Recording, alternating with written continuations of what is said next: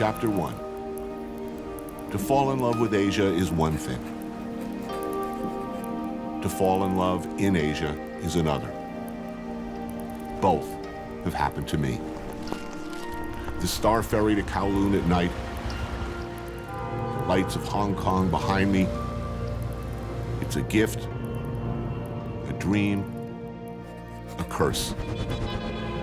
The best thing, the happiest thing, yet also the loneliest thing in the world.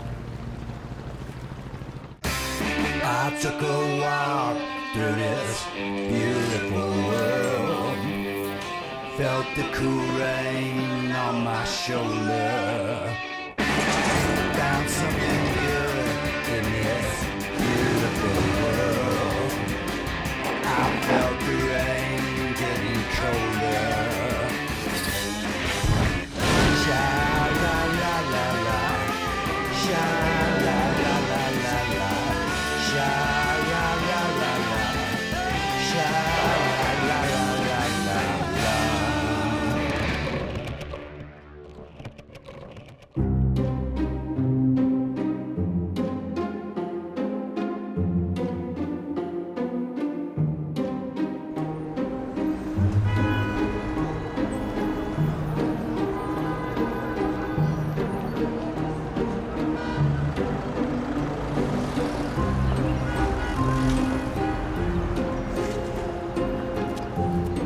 All of us, when we travel, look at the places we go, the things we see through different eyes. And how we see them is shaped by our previous lives, the books we've read, the films we've seen, the baggage we carry. Years ago, when I first watched the stunningly beautiful films of director Wong Kar-wai, it shaped forever the way I'd see Hong Kong. From that point on, my hopes, my expectations of this city would be seen through that lens, a lens that was in nearly every case pointed by, focused by, this man. Christopher Doyle, longtime resident of Hong Kong, known by his Mandarin name, Duque Feng. His earlier works with Wong Kar-wai were distinguished by unspeakably gorgeous images of beautiful people moving through spaces both unfamiliar and yet painfully intimate. Alternately jagged, frenzied, innovative, languid, composed, chaotic. I obsessed over his work, fetishized it, longed to see Hong Kong like the characters in so many of his films longed for each other. And I feared, like those characters, I would be denied. I was wrong. The good thing about the escalator, it's the best place to watch people.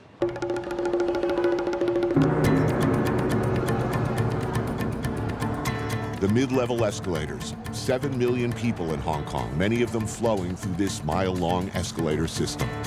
It's Chris Doyle's happy place. What do you look at in Hong Kong? You've lived here how long? Oh, 20, 30 years almost, right? So, I mean, I've spent more time in this space than I've spent in bars.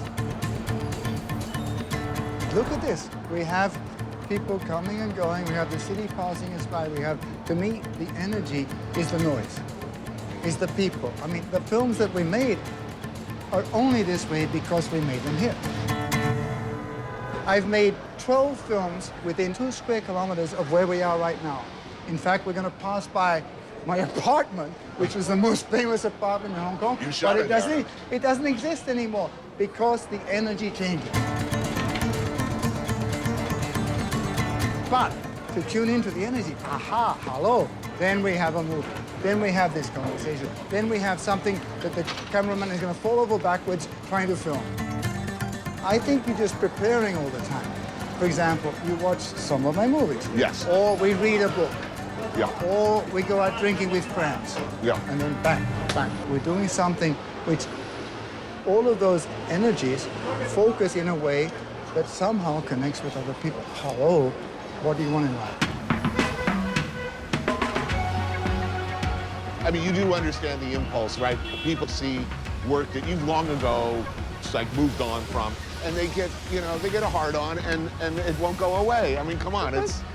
But the great pleasure is, I did it, and it's done. You want me to reshoot Chungking Express?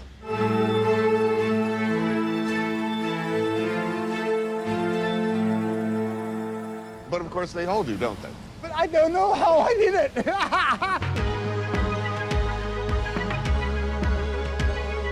Is there a value in just beautiful people and objects moving through space in beautiful ways? Is there a value to the color of a pomegranate? Yeah, there is. Exactly.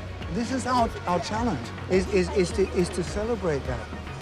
So-called beauty is not, you know, my makeup is so good and then I lifted my face a bit. No, beauty is the darkness and the pleasure of embracing that and that giving you something more of your experience of life. I read a script and it says, he looks so sophisticated. How do you film sophisticated? How do you convey the taste of a chili? We'll never know. But the privilege we've been given is number one, we've experienced it personally. So it becomes part of who you are.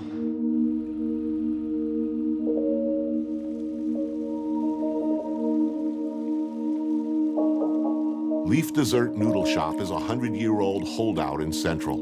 Chris has been coming here for years, both to film and for this. Choy noodle soup for him and beef brisket noodles with wonton for me. Ah, here we go. So this is family food. Choy mein. Choy mein. Yeah. Choy mein 英文點講? You don't know. I don't know. 佢食乜嘢? Wonton. 用乜嘢 inside? 蝦. And then 你應該講啊，我哋呢度拍過好多下。But this is the most famous noodle stand in cinema history in Hong Kong. Has he been in the films himself? Many, many, many times. 係好多次。This is next nomination for Hong Kong Film Awards. Oh, man, it's good, too.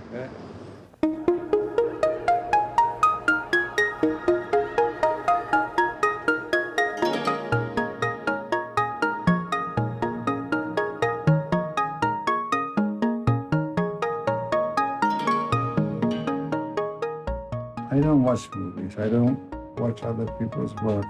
I can't draw. But I know if you put this and you move it around a bit, it may take you somewhere. So to me, collage is like the unexpected put together to perhaps suggest something that you never thought of.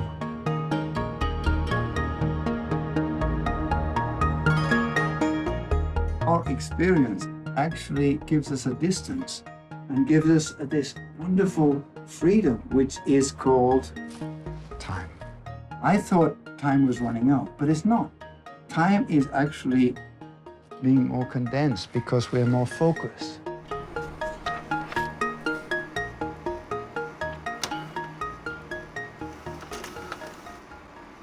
Now, our job as artists is to show you the world that you think you know and celebrate it.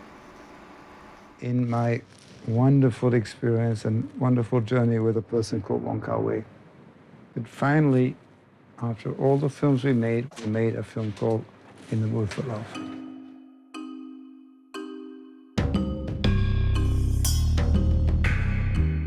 I think everything we did before then was preparation.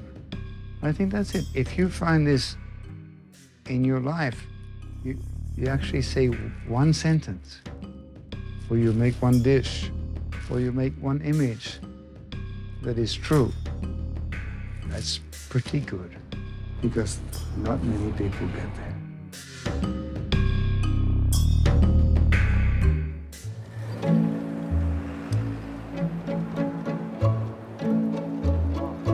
我就冇統計過賣過幾多把遮一日，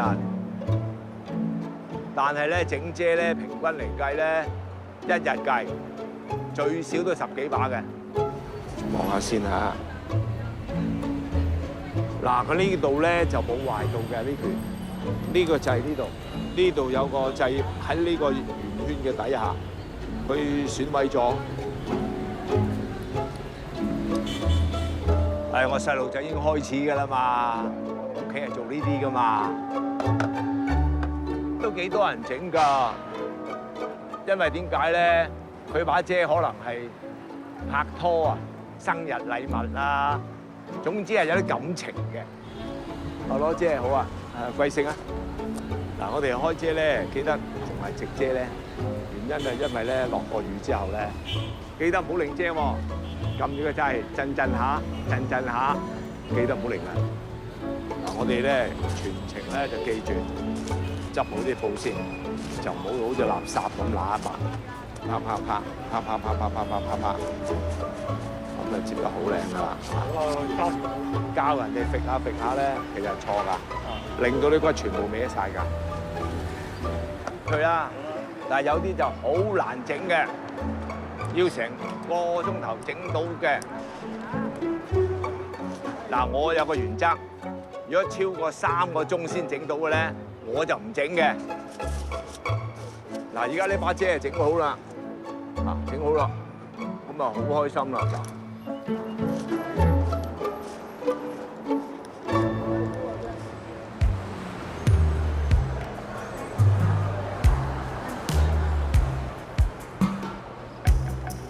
The love of money and shiny new things is slowly but surely erasing the past.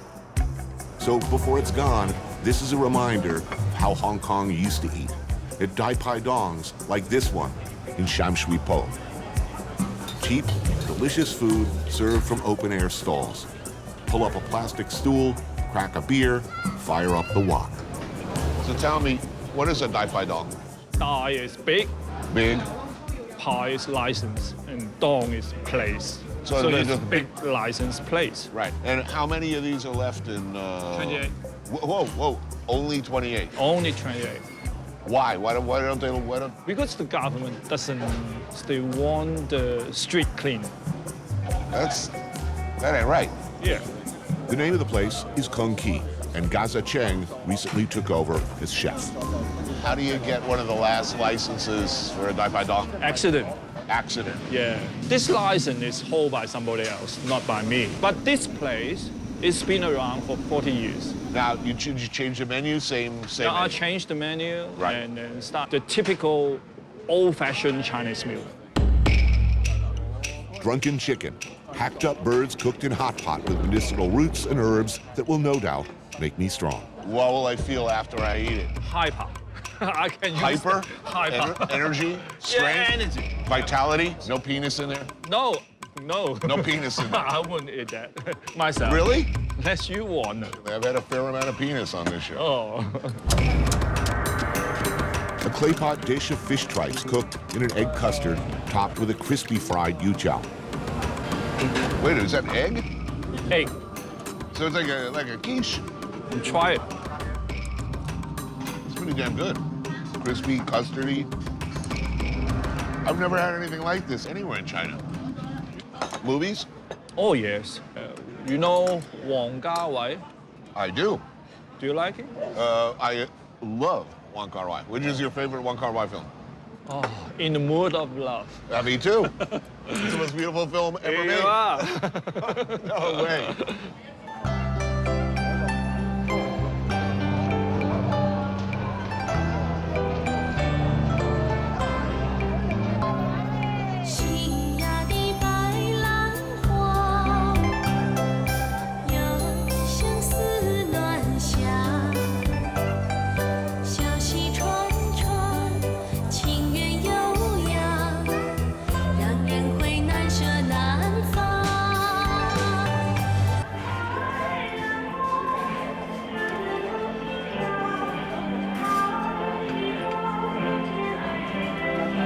Hong Kong is a mixed culture with East and West. Right.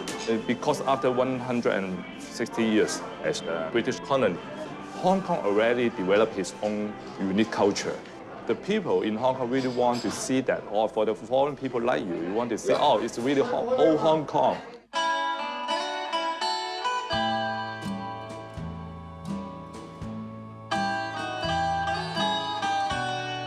All this is disappearing. All this could be gone. It's vanishing before our eyes. Simon Goh is a photographer who's documented 200 small family-run shops in the city, many of them already shuttered. I go everywhere in Hong Kong, and I really want to preserve some memories. Especially in these few years, I found so many old shops disappearing because of some urban development, and I think I got a mission to preserve that.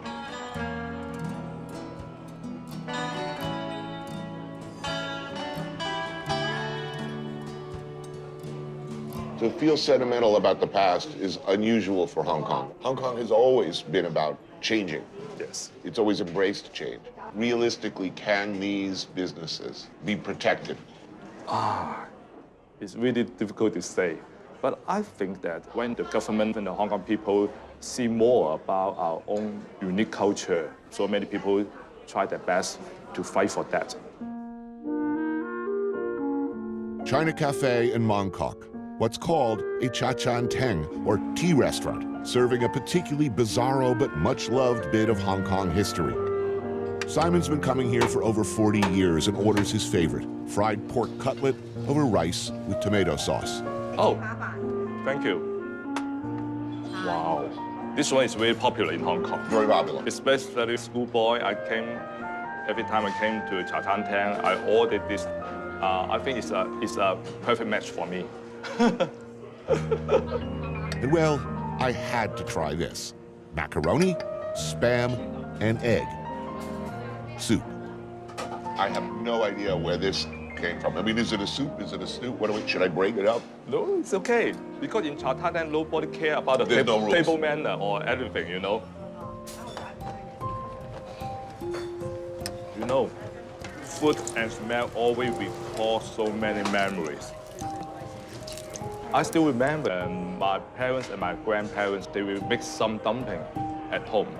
And they really work hard for prepare the meal for the family. The taste is really great and really sweet.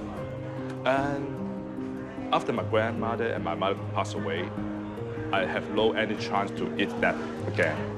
But about 4 or 5 years ago, my auntie made that for me. When I put to my mouth, I burst into tears. My wife behind, comfortable, speechless. The taste, the food, recalls so many memories for me.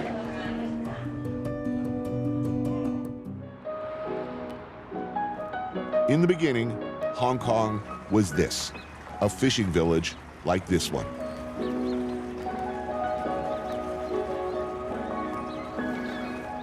There you go. You gonna give me a camera? Hell yeah. All right, guys, well. All right, proceed to smoke weed. Can I roll? Yeah. How do I roll? A button here. Yeah, there. Oh, that's so complicated. I have to press the button. Can I close down the aperture a little bit? Where is the aperture? Can you tell me? You're on a 2-8. Yeah, you're on it. I don't smile a lot on this show, by the way. I'm smiling now.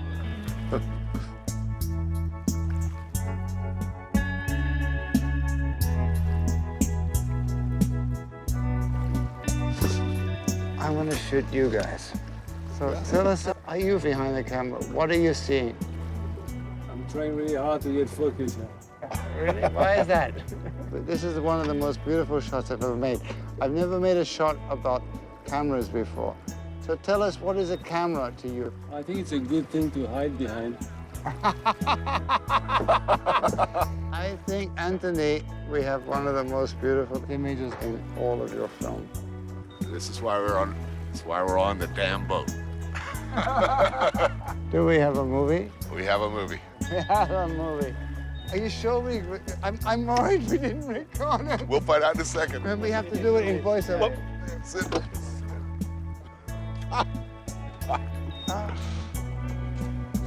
Tai O is one of the last fishing villages in Hong Kong on the western side of Lantau Island.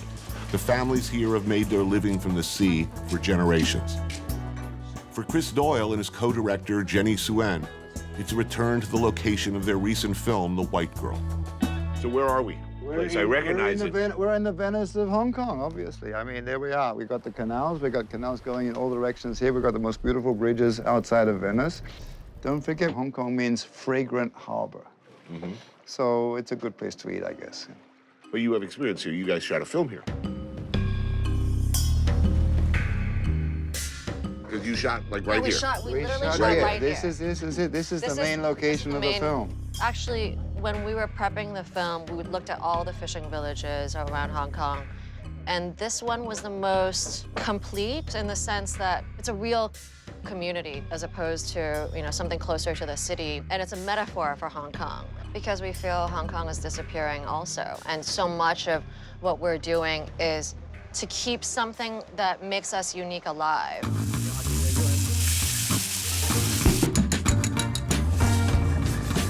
For lunch, there's corn and fish maw soup. Fried fish maw with dried scallop, dried shrimp, and pork. Salted egg yolks are left in the sun to cure slightly, then served over rice. Crispy pork belly, cooked in shrimp paste and yu choy. I drink to heaven, under which we stand together and enjoy this. We drink to earth because, well, there's no more earth, but we drink to sea today. I drink to heaven, I drink to earth, and I drink to you. Isn't that the most beautiful way to share a drink with friends? I have a tricky moral It's question Thursday though night. for you. A moral question? Yes. Me? Oh, good. Yeah. I'm a recovering Catholic. I can answer any moral question. We are changing the world by looking at it through cameras as happens every time. You look at real people, the real world, real places. Where does that fall in your comfort zone when the character of the place changes? We're part of the problem, not right? The only way is just not to be cynical about it. We want the audience to feel a certain way, but if the process is open, then I think it has integrity.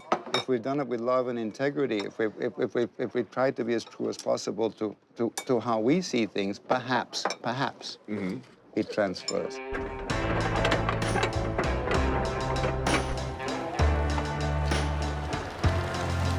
The only function of what we do, of art or of anything, is to give voice to the unspoken, to give it a form that it's never been perceived in before. We can't change the evolution of history or the gentrification. You can't stop that, but at least you can say, look what you're losing. That's all. That's the only. All we can do is give an image to an idea.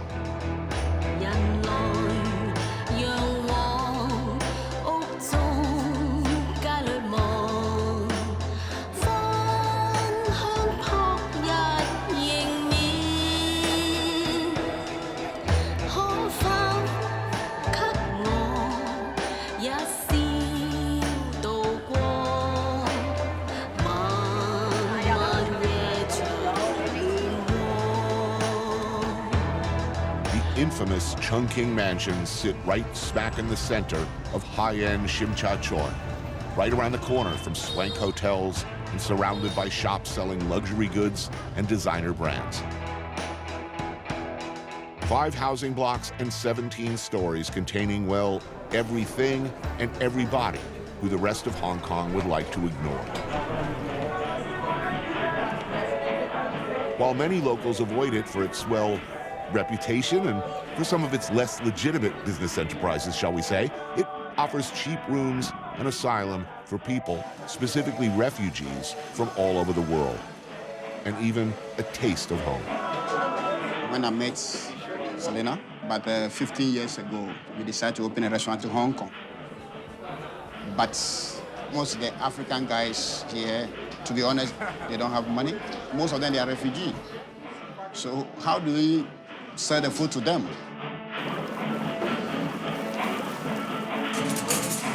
So we open as a kitchen for all of them to come and cook their food, enjoy and meet new friends.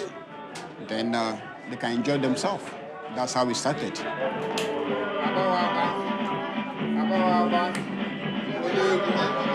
I moved from Hong Kong to Canada. My husband moved from Ghana to China and Hong Kong. So we know that if you move to another country, it's not easy. So we try to provide a place for them to feel like they're at home. After we have this place, we see a lot of happy face. I see a lot of them gain weight. They have a big tummy. And I say, okay, that's what we're doing is the right thing.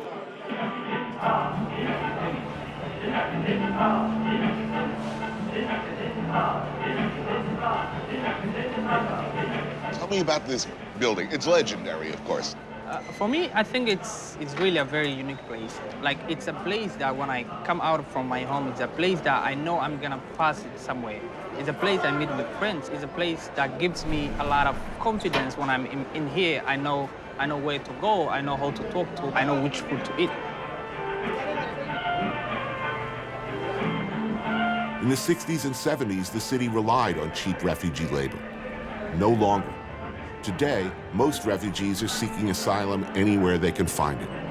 Many here are stuck in limbo. Can't go back, can't work, can't leave. John fled Iran 6 years ago, just ahead of the secret police. Shamarka is a student from Somalia who had equally compelling reasons to leave his home. What brought you here? The basic reason for me to come here was finding a safe haven, right? Yes. I mean, you're in a safe place. That's the only thing you're thinking about in that moment. You came from Iran. Yep. Why did you come to Hong Kong? Why did I leave Iran? The short version goes, they wanted to kill me, and I said, no, thank you. I end up here. It wasn't something that I would dream of or I planned it. I have no idea about the currency, the government, no, nothing at all.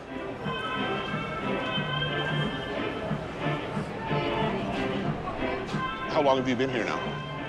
Going to be 6 years. 6 years. Yeah. They tell me that even if you be accepted as a refugee, you are not welcome to stay. You have to be resettled in another country. Right. They are telling me while you are staying, you are not allowed to work, study, even voluntarily or contribute in society in any way. But you could exist. You can That's it. exist, yeah. You believe me or not, Hold on 1 second. Let me reset. How was it going? Good. Do you Oh, believe good. everything he says? Yes. No, Jesus. How were they? I think we're good. We got a lot of bread. But if they can bring that up. Actually, they brought it in. Let's just leave it there. Can we push it a little bit to your right? So he's gonna come in and out. All right. Let me know when everybody's up.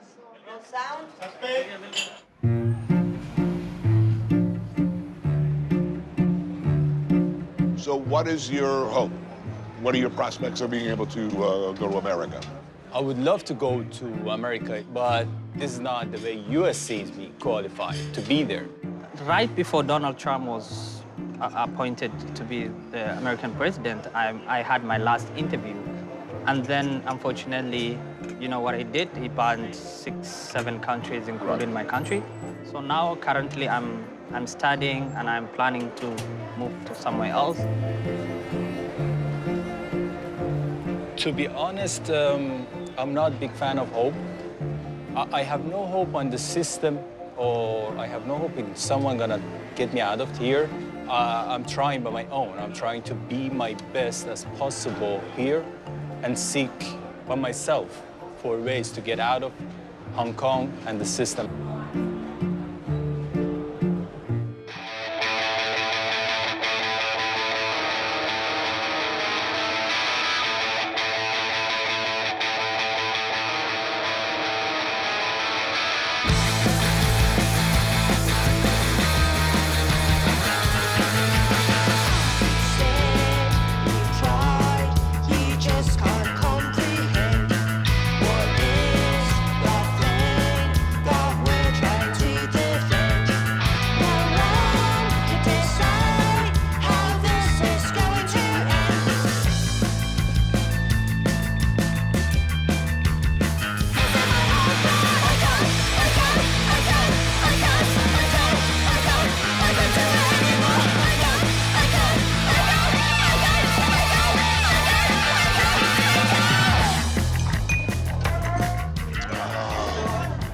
Have you eaten anything this morning? No, I'm hungry now. Come to me. Here we go. David Boring is a 5-piece band fronted by Janice Lau and Jason Chung. Their backgrounds in architecture and medicine seemingly at odds with their somewhat more nihilistic music. You know this place. You've eaten here before, many times, because you guys went to school right in the neighborhood. It's very popular with students. We always come after deadlines. So first thing in the morning, 4 a.m., all students. Yeah. And the place is even more crowded than right Even now. then. Yeah. What are the things that you see disappearing in Hong Kong that are most alarming to you? Certainly a degree of freedom. As someone who's born and raised here, you can definitely feel the change in the last 5 to 10 years. And what we are trying to do with our music is to address that sort of change. Are you able to say what you want? Yeah. Yes. Yeah. In 10 years.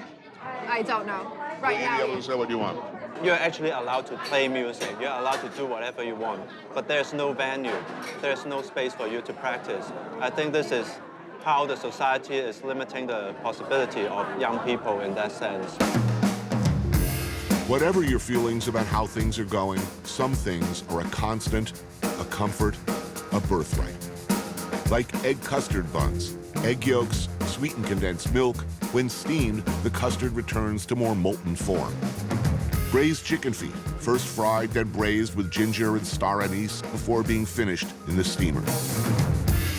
Is it possible to make a living playing your kind of music? No. Impossible. Hence the day job. Hence the day job. Actually, Hong Kong is a society that really values elitism and professionalism. Right. But in a way that we are seeing even these standards are falling apart within the system. But it's important to be part of the system to make any changes at all. Right. Because if you just stay on the fringe, it's very hard to get people to listen to you.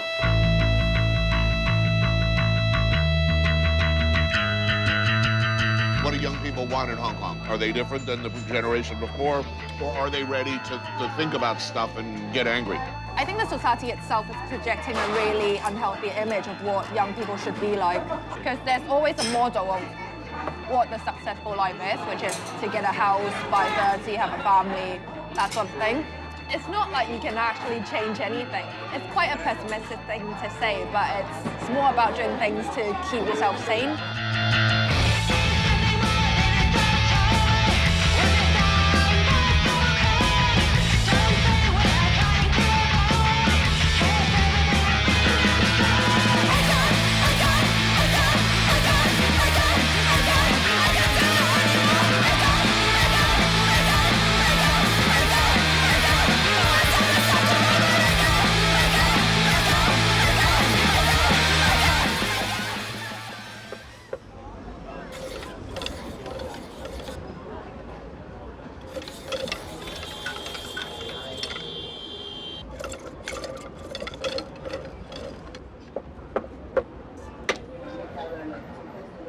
而家我諗全個港九麻雀鋪都有10間8間嘅。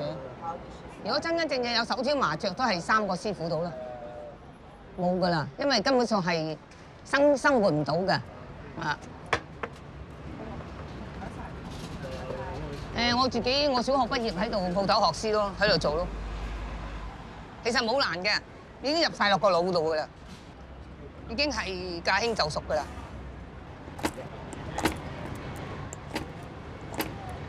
好彩啦！我有個仔啦，30幾歲，但係佢已經見到彈都彈開咗9丈啦。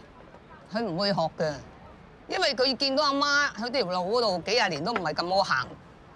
希望佢讀到書啦嚇，但係而家唔係啦，佢又結埋婚，我有埋個孫，冇希望啦，佢自己諗。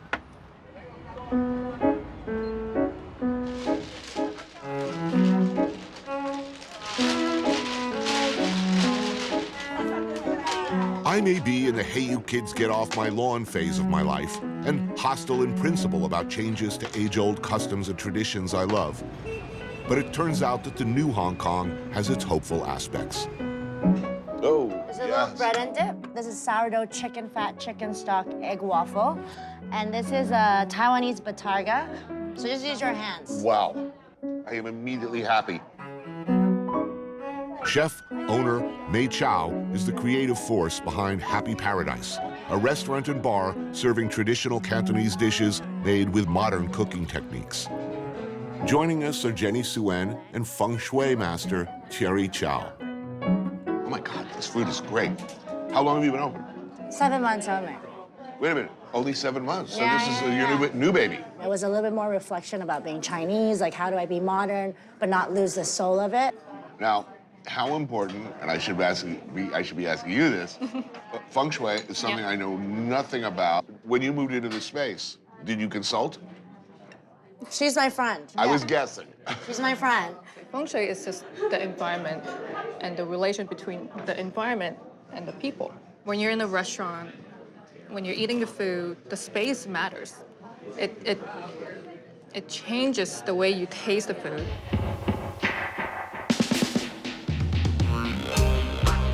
So when you look at this space, what are you looking for, and what do you do? There's a couple things. So number one is I use the compass, so where north, east, southwest is.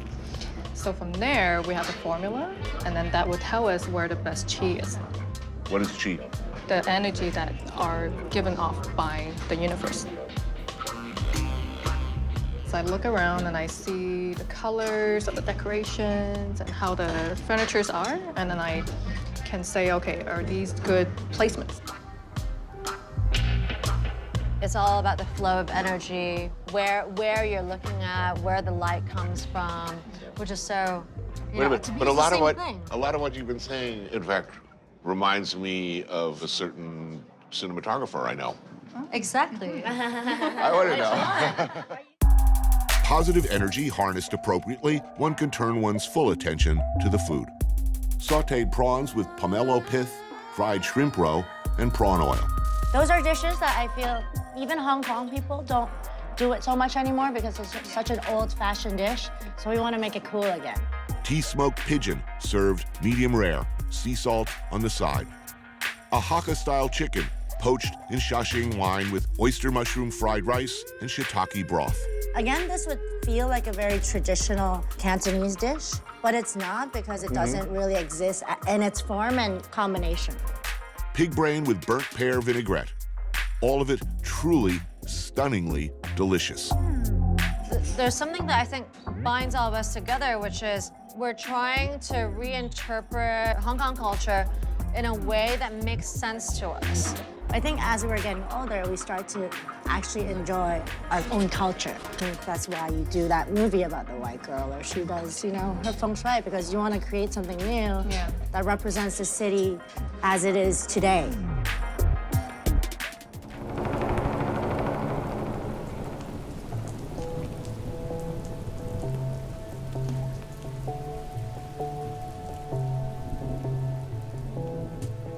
Okay, this is my prawn roll noodle. You see how this is the product? Want to try it? Yes, please. What do you think? I love this.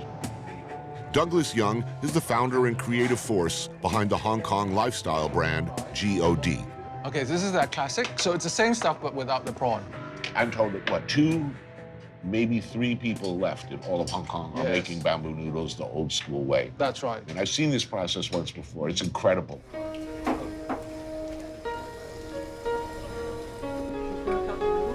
Lau Sum Ki is run by the 3rd generation of a family who still prepare their wontons from scratch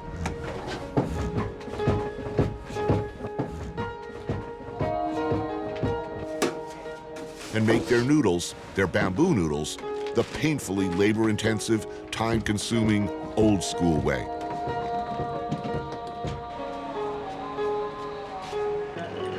One of the last operations in Hong Kong to do this.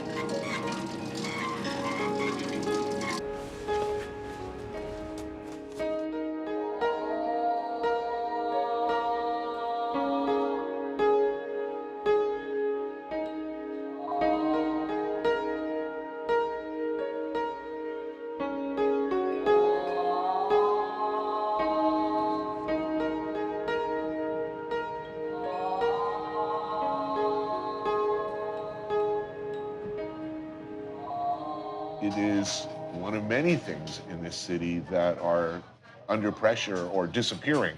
A lot of traditional crafts, buildings are without remorse or sentiment being bulldozed Well, that's the story away. of Hong Kong, you know? Hong Kong is always going through change, and nothing's precious. It's as if, you know, if something's old, it's like torn down, thrown away, destroyed. That's Hong Kong.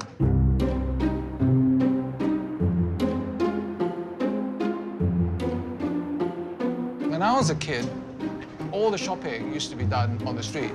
They did not used to be shopping malls. I miss the buildings, 3 stories high, instead of like glass facades. And actually, I think also in the way people dress as well, because the people around here, they dress in this kind of strange mix. I mean, even the look of Chinese characters, to me, is very interesting, but it's disappearing because actually mainland China is trying to get rid of our Hong Kong style of writing. We'll lose that as well. Those are beautiful to me. And the things that continually fascinate me about That's what this the part of city the is world. about. Yeah. But those are disappearing. But those are disappearing because I think the government wants to present an image that is like modern and Western, and so we've got to clean ourselves of these sort of messy street people. And I think hate that's yeah. But I think actually our generation, the new generation, is beginning to appreciate what we have because we grew up in a wealthy period. And we had happy childhood memories, so we wanted to preserve that. I really see it happening in Hong Kong, finally.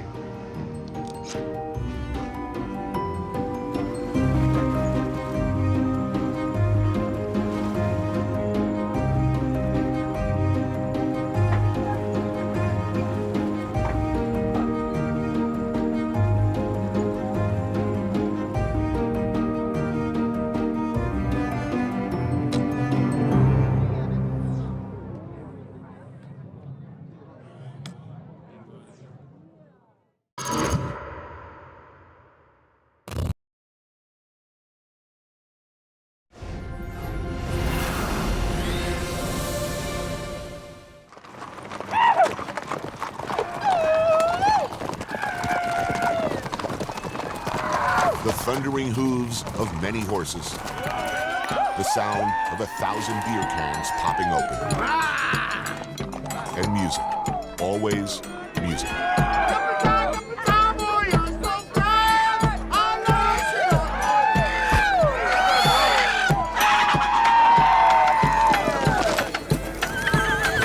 Be afraid. Be very afraid. No, really.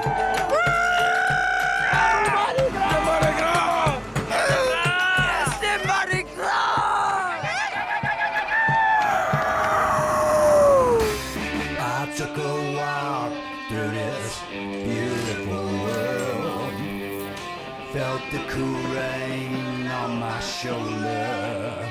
Found something good in this beautiful world. I felt the rain getting colder.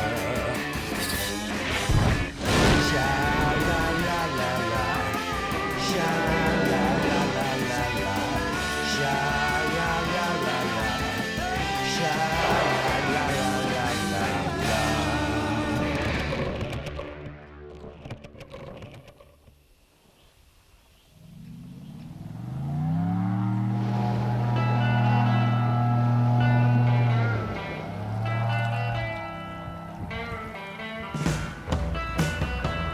There are parts of America that are special, unique. Unlike anywhere else, cultures all their own, kept close, much loved, but largely misunderstood. The vast patchwork of saltwater marshes, bayous, and prairie land that make up Cajun country is one of those places. While the rest of the USA got stitched together by superhighways, southwestern Louisiana remained relatively isolated. I-10 wasn't completed until the 1970s, finally connecting this part of the state to New Orleans, Houston, and the rest of the nation. With that came chain restaurants, drive-thrus, and strip malls. But fear not, it's still magnificently weird.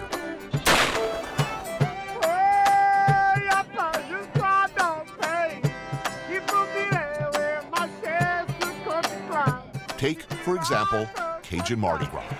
Ordinarily, I loathe the idea of Mardi Gras. Any kind of group celebration, anything festive involving dancing, fills me with self-conscious dread. Thousands of happy drunks crowding into the French Quarter, for instance, not for me. But Cajun Mardi Gras is another thing entirely. Closer to the ancient French tradition, vaguely more dangerous, downright medieval. Cajuns do things their way. Always have, always will. Whether it's hanging on to the French language of their ancestors, their music, traditions, or food, Cajuns fiercely keep it all vibrantly alive. Boudin is the ubiquitous sausage of Cajun country, and judging by the lineup at the drive-thru, Billy's Boudin is pretty damn popular. So this is a Boudin ball stuffed with pepper jack cheese, which I believe Billy's is responsible for its invention. What's that, like ground up sausage and molten cheese, battered and fried? Who's gonna hate that? No one. In addition to Boudin, breakfast around here wouldn't be complete without some cracklings, and of course, a cold beer. My father's first language is French. I mean, as a kid, for him, he was whipped at school for speaking French. Yeah, I mean, look, is it fair to say that at most points in its history, the Cajuns have been, if not a despised minority, aggressively marginalized minority? Our depiction stops at swamp scenes and alligators, and it's so much more than that. Not just because of the food, not just because of the music, because of the whole way of life, you know? Especially Acadiana, this is the most European part of America, in my opinion. So we're gonna eat well this week. Yeah, a lot of good food, a lot of house parties. Excited about Mardi Gras? My first, never been to one. Here it's a whole different thing. I mean, the major difference is that here you are the event. If you're attending Mardi Gras, if you're running Mardi Gras, then you are part of it. Right. Like it's bigger than Christmas. Toby Rodriguez is about as Cajun as you get. I met him nearly a decade ago when I came here for a boucherie. Back then, Toby and everybody else said, you got to come back for our Mardi Gras. Give me a hand. Yeah. We do Mardi Gras right. And so, here I am. It's the week before, and there's anticipation in the air. All over Acadiana, scenes like this unfold. Out in the yard with friends and family, kids playing, music, dancing, beer, good Catholic whiskey, gumbo cooking in a big pot.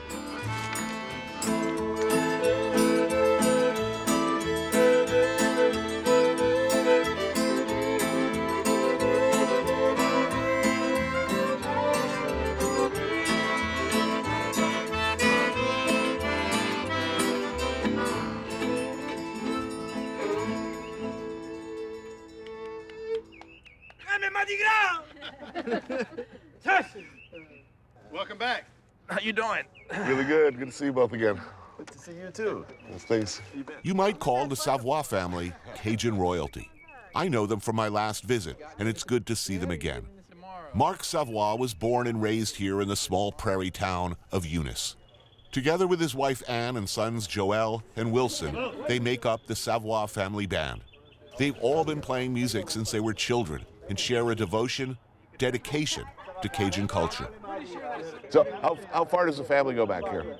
Mark, here's the question. How far does your family go back here? Well, I think back to the American Revolution, because the land that we live on was ceded to one of our ancestors, and part of that land is still in our family today.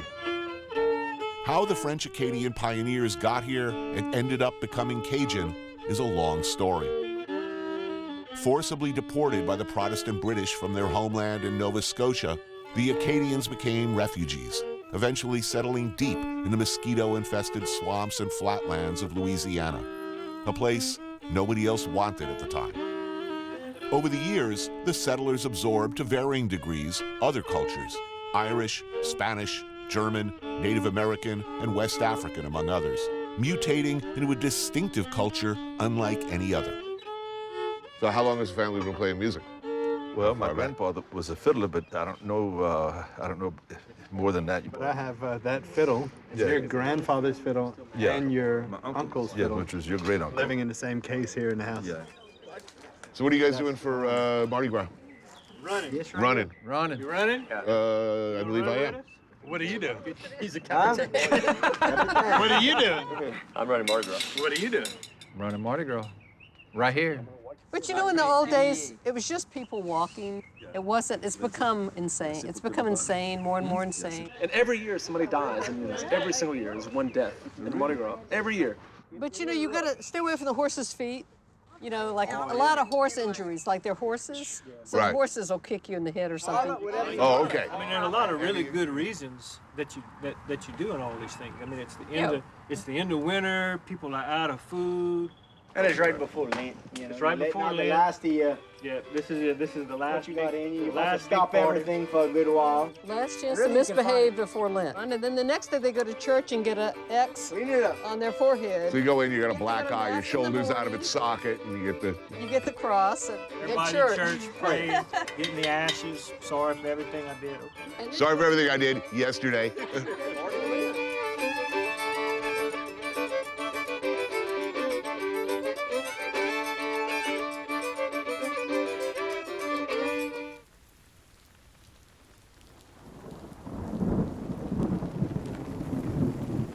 Fais dodo.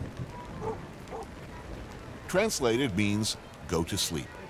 Something a mother would say to a crying baby. This soothing phrase became, over time, something else entirely. Finish that. I gotta draw. It's Mardi Gras. Apparently, Mom was just lulling Junior to sleep so she could go party. A warm-up for Mardi Gras, or simply a continuation of what seems like an endless pregame of drinking, eating, music, dancing, and celebration.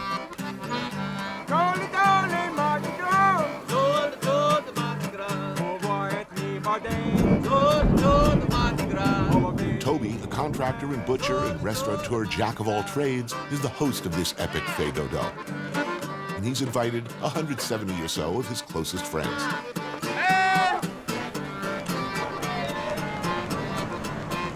Everybody cooks. Men, women, even kids appear to have a specialty.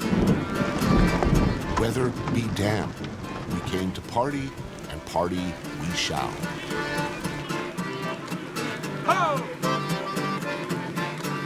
Food has always tied communities here together.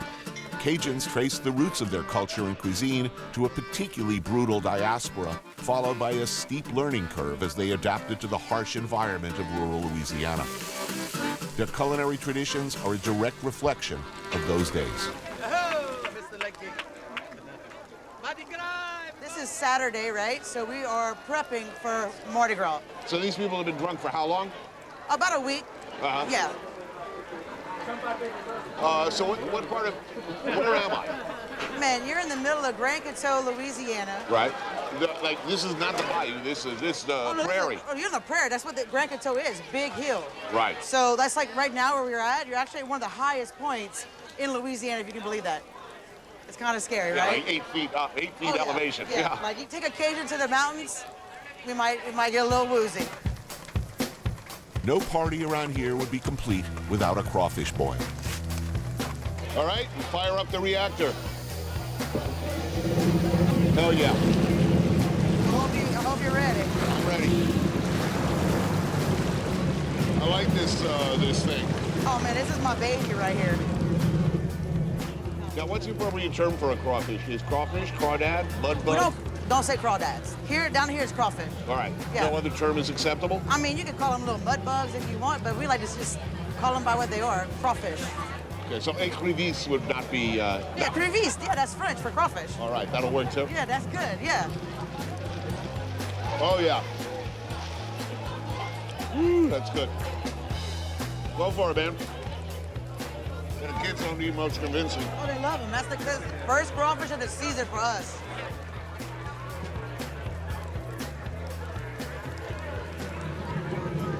Oh, man, that's pretty. What that was super dark sauce, man. Yeah, So- just like parsnips and celery. Ah, okay, I get it. Oh, that's delicious. What are these guys doing out there standing in the rain? And this sounds like a good idea when drinking. A rousing game of stump, or stump and nails. Throw a hammer in the air and drive it down hard, hopefully onto a nail rather than a hand or other extremity, preferably in the rain. How dumb do you feel if you end up in a hospital that thing's sunk into your like cheek? No, only twice. Has this happened? Only twice. Okay, good. So I like my odds. Swing it down. Like that. You got a spark. Whose nail is that? First shot for skill. Josh, you on the thing. As night falls, it's time for more food. I sit down with Toby and his friends, Lucius, Megan, and Jolie. That's catfish cubio. Rice first, Tony. Perfect rice. That's a shrimp stew down there? That's shrimp stew. What is this? Hard-boiled egg? Yeah. I gotta ask though, but before I forget, now Mardi Gras is coming up Tuesday. Yeah. Now, I mean, I've sort of noticed it's a guy thing. Most runs cannot run. Women cannot run. It is very much a boys' club. It always has been. They always say, You support this brutal fascist regime? Oh, no, the run at Au Capitan is co-ed. But that's the exception, not the rule. It is the exception, huge. Yeah. We had a female the other day go, I'm gonna run Mamu, and I'm like, no, you're not. Don't do it. They don't accept it. So what happened if you were to show up? You get chased off. Chased off? Yeah. They're segregated as far as the sexes, but there are two different runs. Yeah, but that's like Saudi Arabia, dude. I know. No, it's backwards here. I mean, It's very backwards. Like, women don't have a place in a run on Mardi Gras. Now, we need y'all to come in a little bit because we're kind of getting cold. And we need y'all's warmth up in this mud right here.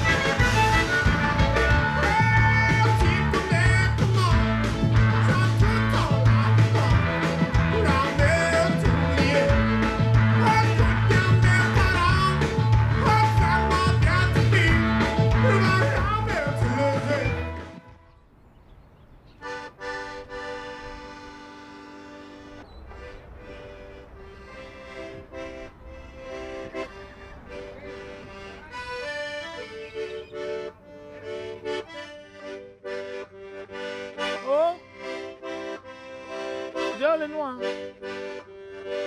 Eh. Aha. Makite. Tonale. Kite. Lafayette.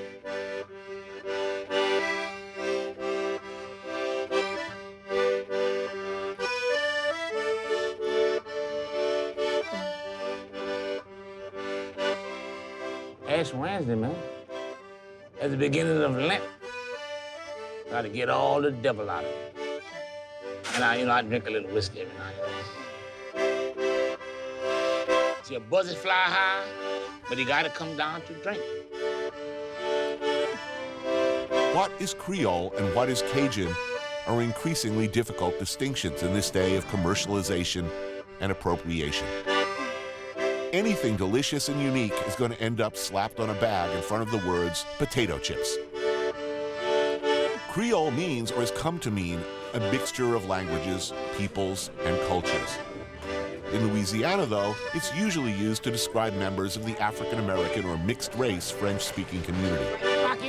Why do you think it's important that people still sing in French and to me, keep that's that what, language, that dialect alive? That's what makes it Zydeco. Zydeco's always been influenced by mainstream music, but it started as French music, as Creole music. And you totally remove that from the music. A lot of times it's just rap with an accordion, or rock and roll with an accordion. You still have the hip-hop French stuff. I tell you what, I can call my mama. She's 85, writing on the phone. And she most of the time talk to me in French. My grandma couldn't speak nothing else. Right. I'm having lunch today with historian and radio DJ Herman Fusilier, Creole cowboy Dave Lamel, and musically inclined business owner Sid Williams. The spot is Laura's Plate Lunch 2, popular all the time, but particularly busy on Sundays after church. Rice and gravy, fried fish, ribs, and smothered stuffed turkey wings, which I am all over like a heat-seeking missile. Damn, that looks serious. When you say Louisiana, they think of Cajun. Cajun is a big part of Louisiana, but Creole is a big part of Louisiana too, you know. It used to be native to Louisiana. Yeah. I mean, that was the original meaning, as I understand. It still has hundreds of definitions.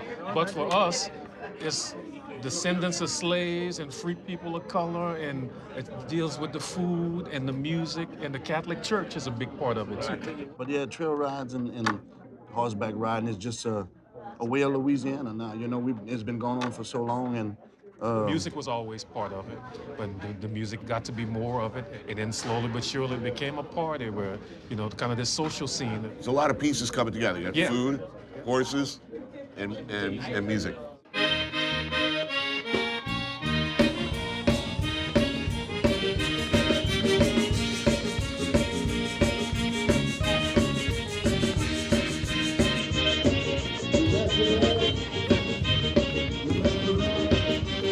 Trail rides go back a long way. They happen all year, but are also the way Creoles celebrate Mardi Gras around here. Kind of a moving tailgate party and barbecue.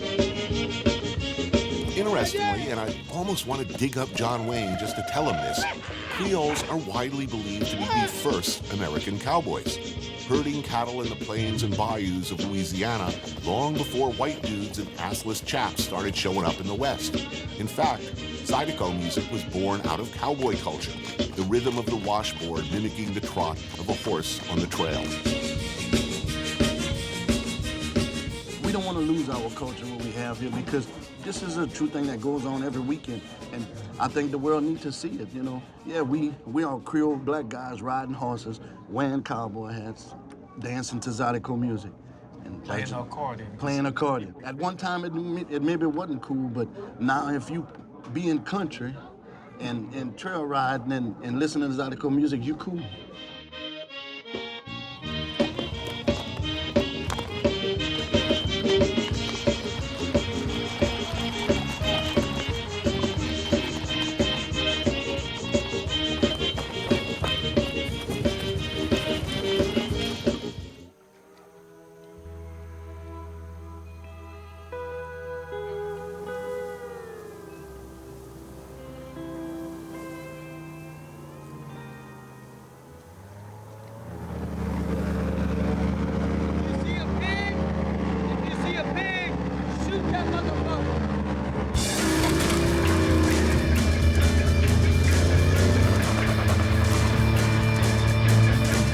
Hunting in Louisiana marshland has been a way of life for the Acadians since they first arrived here hundreds of years ago.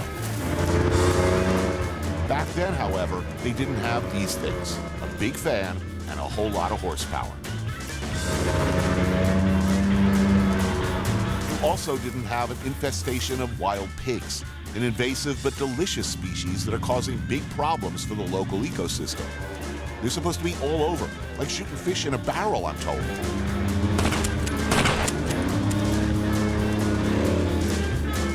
I'm tagging along with the Millers. Uncle Bruno is the best cook in the family. His nephew Jay, a stone-cold killer. You know, it's the technique to holding your beer, like shit like this, look. That's the technique.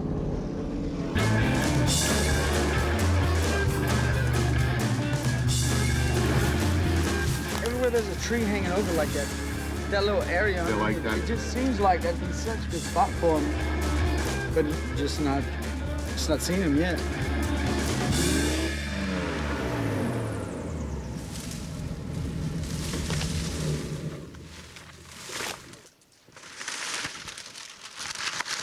There's definitely problematic hogs in this area. It's just, they're not here at the moment, you know? Well, the tracks are everywhere. They've walked here in the past 24 hours, you know? So where they at? Where? We could try our best hog call. Just like. Does that work? You want to hear the most annoying sound in the world? Yeah, that's it. And yet, despite there being millions of invasive wild pigs in Louisiana, after terracing around the marshes for hours, we come up empty. No pig for you, Yankee carpetbagger. I know you want to have a family dinner and all this romantic bullshit, but look, let me tell you, my grandma has the most impressive farts you ever smelled. And the best cinnamon rolls, too. So you're in for a treat both ways. I'm looking forward. Nope, we didn't see nothing. No pigs. It happens. I guess why they call it fishing and hunting instead of killing and catching, you know. Yep. Let's continue on with the beer drinking and perverted jokes. You know? Indeed. That's what we came here for.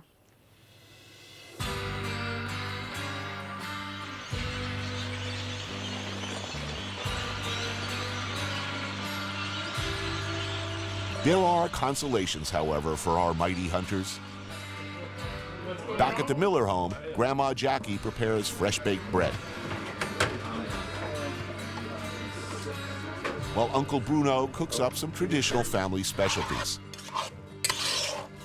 Shrimp and okra, sweet potatoes, rice, of course, and pot au peu, heirloom peas from Grandpa Larry's garden.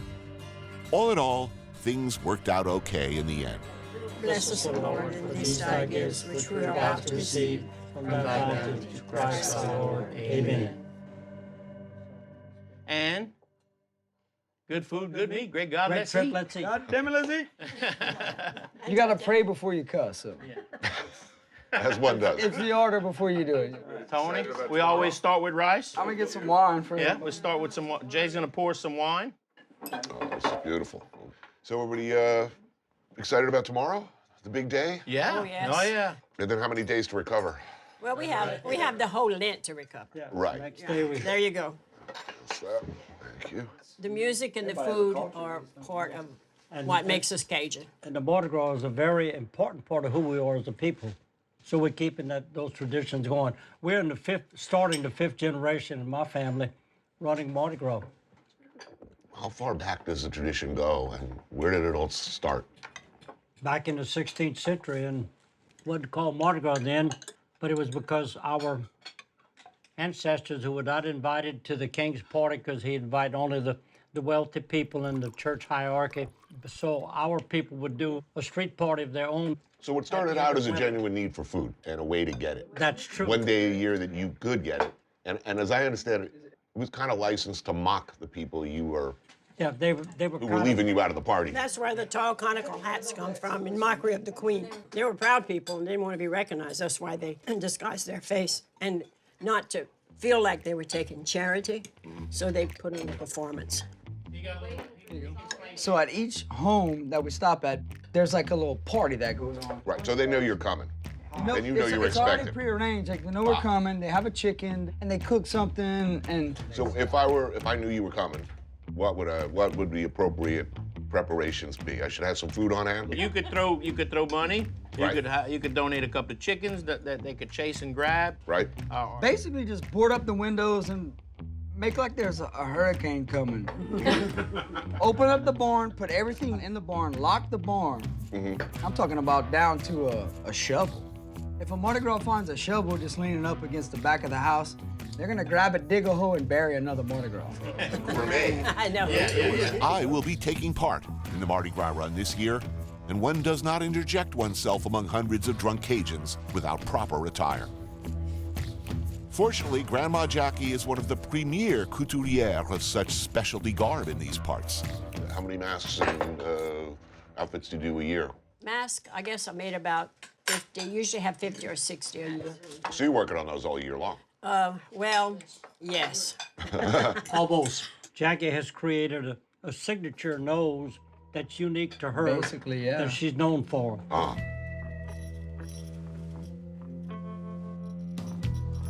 A lot of people just say, I want a suit. Or if I have one, they say, oh, I like this one, I like this one. Now, if they come to me and they say, I want the Sage or LSU, I say, no, I make traditional Timamu Mardi Gras costumes. I don't make one that looks like Santa Claus or anything like him. They have to be traditional, or I don't make them. Here it is. Oh, yeah. It's There you go, amazing. Tony. Oh, yeah. How you like Oh, to model it for us? fearsome. That's great. Now, let me just try it on. There you go. Uh-huh. Oh, yeah. Yeah. All right. That's all you. Give me a chicken. Give me the chicken. You bring on the chickens. Look at the back. Oh, man, tell it it's looks perfect. great. Back on nice. Oh, yeah. yes. I'm going to wear this around the house after Mardi Gras. Thank you so much. Thank It's you. yours. Hey, I've seen a lot of different people turn into a lot of different things Mardi Gras Day. That's right. That's right. Some of them ain't come back from it either. You're like the voice of doom, man. I'm telling you.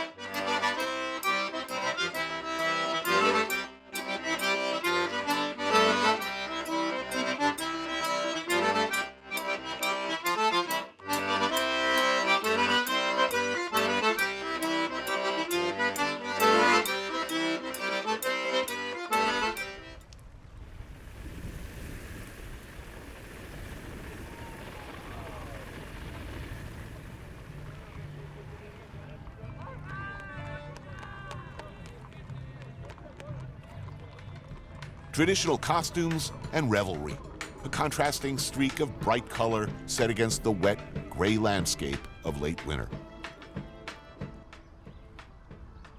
This is Grand Mamou, Louisiana. Early morning of the last day before Lent. And in Cajun country, that means it's time to run Mardi Gras. Men on horseback. Men on foot. In search of chickens, presumably for the evening's ritual gumbo. House to house they will go, bringing mirth, mockery, and mayhem.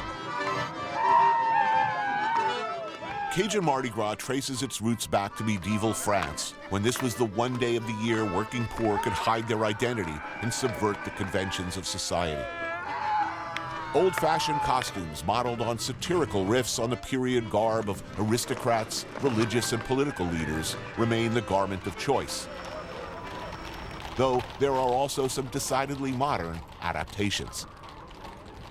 And at this point, I feel like I should be giving you some sort of parental advisory about disturbing imagery and behaviors, along with a caution not to try any of this at home.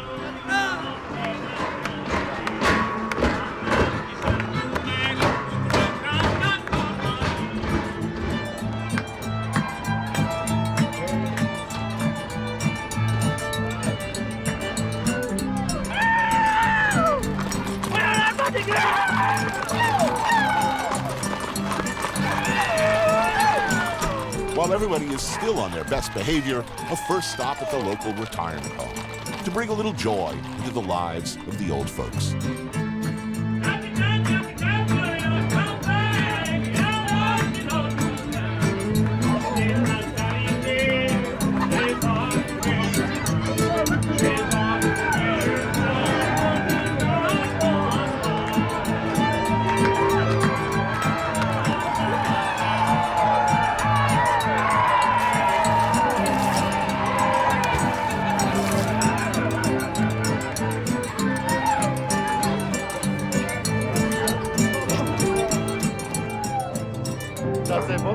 All right. Hello, Patsy, my guitar! Come on! Hello! Hello, Patsy! The capitaines, in purple and gold robes, keep the marauders in line. I don't know what these guys are called, but they are everywhere, providing the revelers with a steady supply of cold beer. I believe they are called enablers. It's before 9 a.m., and already everybody is thoroughly swacked.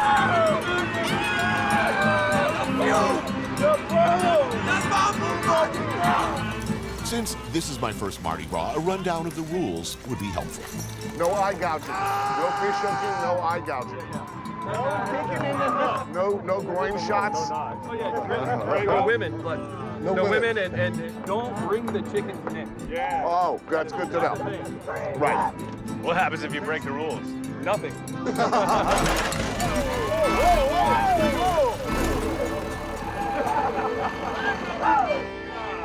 Catching chickens for the evening community gumbo is the name of the game. But you don't get chickens for free. That's what it's all about. You are expected to work for it, dancing, clowning, and providing some entertainment before your host release the chicken or chickens.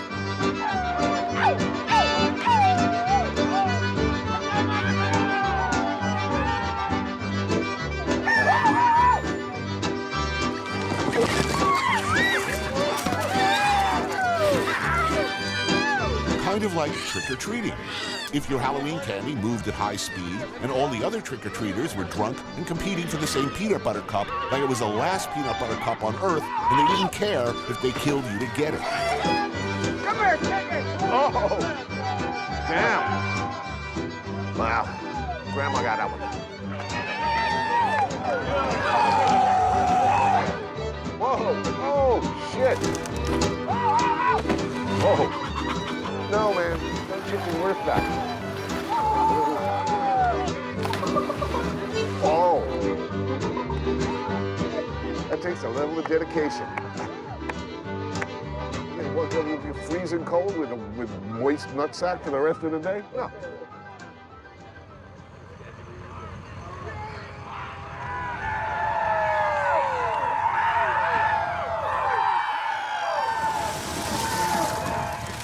And the beer keeps on coming.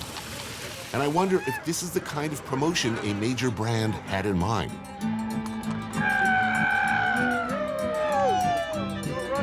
I'm gonna have nightmares about grandma flashing me her titties. This mask caused derangement. Like if you keep looking through the mask, I feel like I got a brain tumor. Who does your hair? Who does your hair? It's so nice.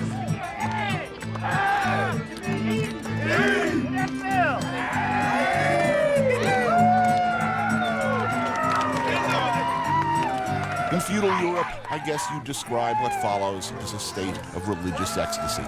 But it's evolved into something else entirely.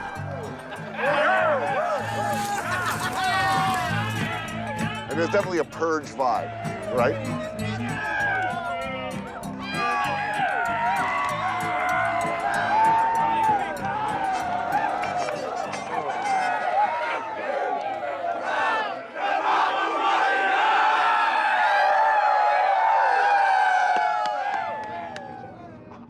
I need a nurse next season. Oh, yeah. Please look into that.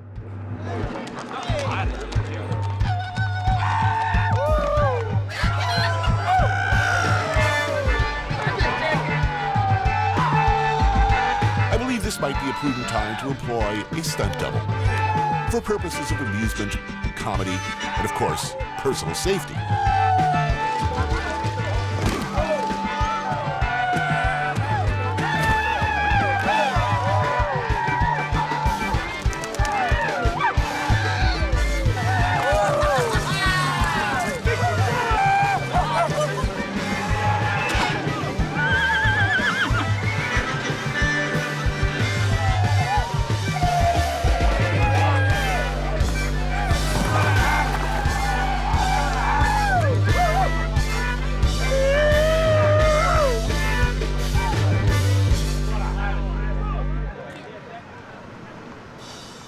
Finally, the mighty warriors return, triumphant, to a proud, if safely boarded up town of Mamou. By this time, well beyond the point of noticing such things as physical pain.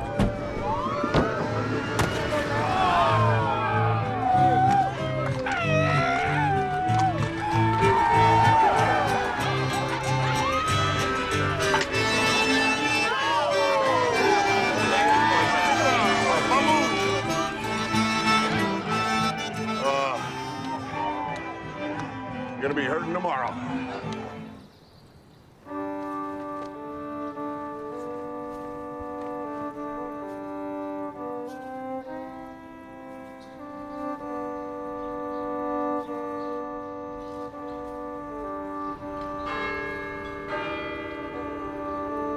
Ash Wednesday marks the end of winter, the beginning of spring and Lent. Where bruised from our exertions and our dimly remembered sins, we might purge ourselves of our transgressions and impure thoughts. Be merciful, O Lord, for we have sinned. Try even to make amends, perhaps, by getting right with Jesus, and a period of fasting and quiet reflection, or something like that.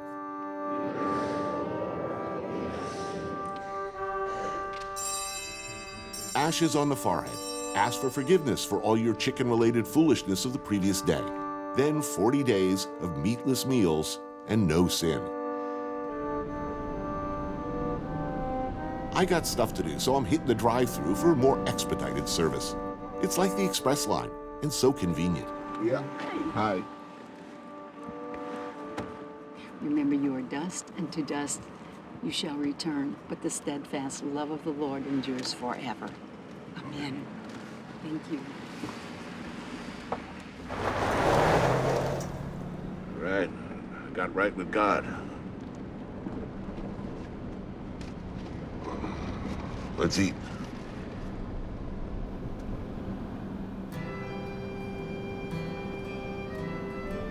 Then a drive through country roads all the way out to near Kaplan, to Sweer's Grocery, one of the more awesome locations I've ever found.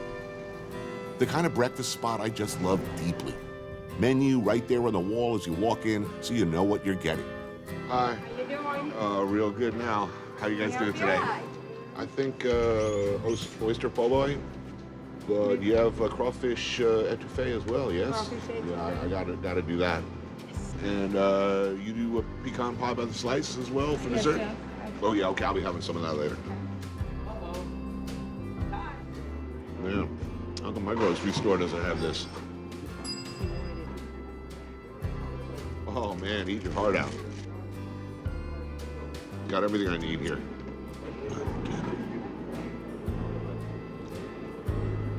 Feeling pretty good about the world, considering. Minimal hangover, minimal Mardi Gras related damage, a few bruises. At my age, I should be happy I didn't break my hip. Thank you. Pecan pie. Thank you so much. Oh, so good. Really, really good. Thank you. Thank you. Love this place. On balance, my Cajun Mardi Gras experience was certainly memorable, if nothing else. And through the parting clouds of cruel winter, there is light and hope and the onset of spring.